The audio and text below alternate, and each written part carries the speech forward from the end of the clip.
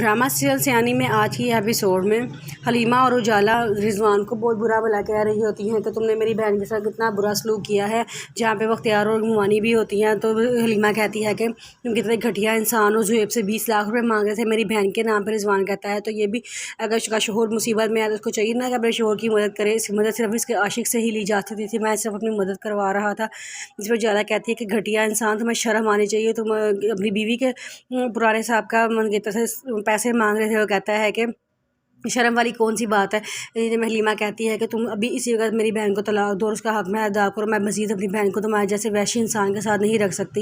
इतनी देर में दरवाज़ा खड़कता है, पुलिस अंदर आ जाती है और कहती है कि हम रिजवान कौन है, हमने रिजवान को गिरफ्तार करना है।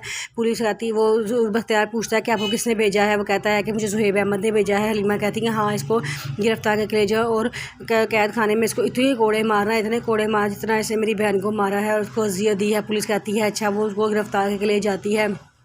फिर उसके बाद नवाल को उसका ससुर समझा रहे होते हैं कि बेटा तुम ज़ुहैब पे ट्रस्ट किया करो, वो तुम्हें कभी भी धोखा नहीं देगा। मैं इसलिए नहीं कह रहा कि वो मेरा बेटा है, मैं इसलिए कह रहा हूँ कि वो एक शोहर भी है, तुम उस पर ट्रस्ट किया करो। वो कहती है ठीक है। फिर सारे बैठे होते हैं तो नवाल भी वहाँ बैठी होती है और किरण भी बैठी होती है। उसके सारे बड़े अच्छे अंदाज में हंस के बातें कर रहे होते हैं। इतनी देर में उजाला की मामा का एकदम मुमानी का फ़ोन आता है। किरण फ़ोन उठाती है, कहती है कि मामा की कॉल आई है। कहती है मामा क्या हाल है, स्पीकर ऑन है।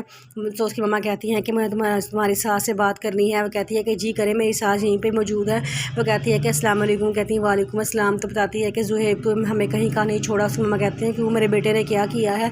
तो किरण की मामा बताती हैं कि उसने हमारे दामाद रिजवान के घर में पुलिस भिजवा के उसे गिरफ्तार करवा लिया है। कितनी गलत बात है, पूरे ख़ानदान है हमारी जगह हंसाई हो रही है, सारा मोहल्ला हमें बातें बना रहा है कि हमने अपने ही दामाद को वो गिरफ्तार करवा लिया है। उसकी मम्मा कहते हैं कि आपको कोई गलत फहमी हुई होगी, ऐसा नहीं, वैसे मेरा बेटा ऐसा बिल्कुल भी नहीं है। जिस पे किरण की मामा कहती हैं नहीं, उसको पुलिस ने साफ बताया है कि ज़ुहैब अहमद ने पुलिस भेजी थी। वो क्यों उजाला के घर में बार बार घुसने की कोशिश करता है, उसे क्या लगे उजाला अपने घर में खुश है या नहीं है, वो क्यों उसके मामला में इंटरफेयर करता है। वो काफ़ी बातें बनाती है जिस पर उसकी मामा खामोशी से सुन लेती हैं। फिर उसके बाद ज़ुहैब घर आता है, आपस को बहुत डांटते हैं। वो कहता है कि आपको कोई ज़रूर गलत फहमी हुई है, मैं ऐसा इंसान नहीं हूँ।